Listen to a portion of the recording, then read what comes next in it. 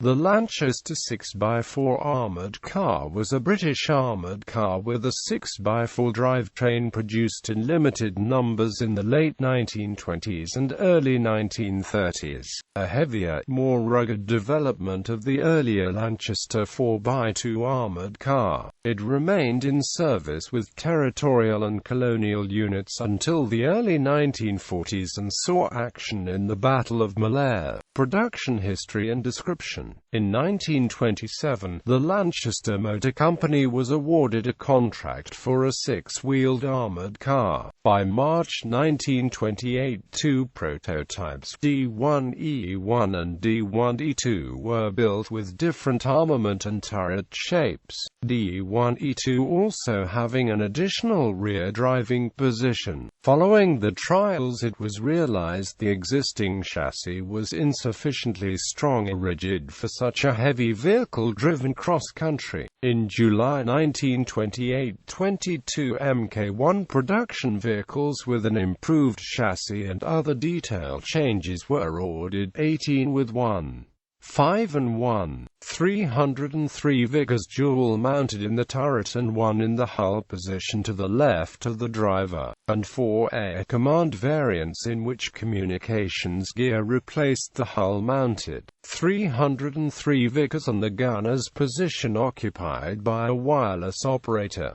In both versions, the turret featured an independently rotating cupola. In October 1929, 8 more vehicles were ordered, 3 MKII and 3 MIIA command variants, and 2 more instructional vehicles, D1E3 and D1E4. The developed Lanchester, while having a 6x4 drivetrain, was fitted with an armoured body similar in shape to that of the Rolls-Royce armoured car rather than the sloped engine compartment of the earlier model, which could deflect glancing shots into the car. In both marques and all versions, the Lanchesters featured the same basic functional arrangement: a frontal engine compartment, a main fighting compartment mounting a fully traversing turret, and rear equipment stowage, a two-man turret mounting 1.5-inch and 1.303-inch Vickers machine guns coaxially, and fitted with a cupola that could be independently rotated,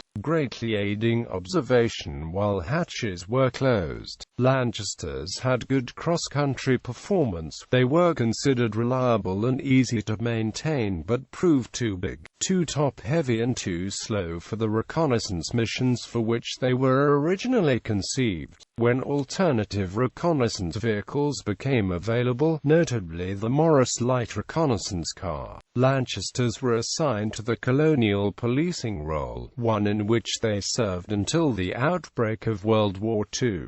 Deployment history. In January 1929, the first Lanchesters were received by the 11th Hussars Regiment. Because of slow rate of delivery, it took until 1934 to fully equip the unit. In November, the regiment was relocated to Egypt to relieve the 12th Royal Lancers, which returned to Britain and took over the cars. In January to February 1935, a provisional D squadron of the 12th Lancers with 8 armoured cars served as a peacekeeping force in the Saar region. On the 31st of December, B and C squadrons were sent again to Egypt with 29 armoured cars as a response to the Italian invasion of Abyssinia and strengthening garrisons in Libya. They were used in patrolling the western frontier. By the end of the year, the squadrons were returned to Britain, where the regiment was re-equipped with Morris light reconnaissance cars. By 1939, most Lanchesters were sent to the Far East and assigned to the Selangor and Perak battalions of Federated Malay States Volunteer Force, the Singapore Volunteer Corps, Straits Settlements Volunteer Force, and the 2nd Battalion of Argyll and Amp, Sutherland Highlanders in Malay, some of which took part in the Malayan campaign against Japan. 10 Lanchesters were given to the Territorial Army and in 1941 was converted to provide protected transportation for use by cabinet ministers and other VIPs. In 1941, 2 were given given to the 1st Belgian Armoured Cars Squadron. The only surviving vehicle is Mk2 on display at the Bovington Tank Museum. Variants: Mki, dual rear tires.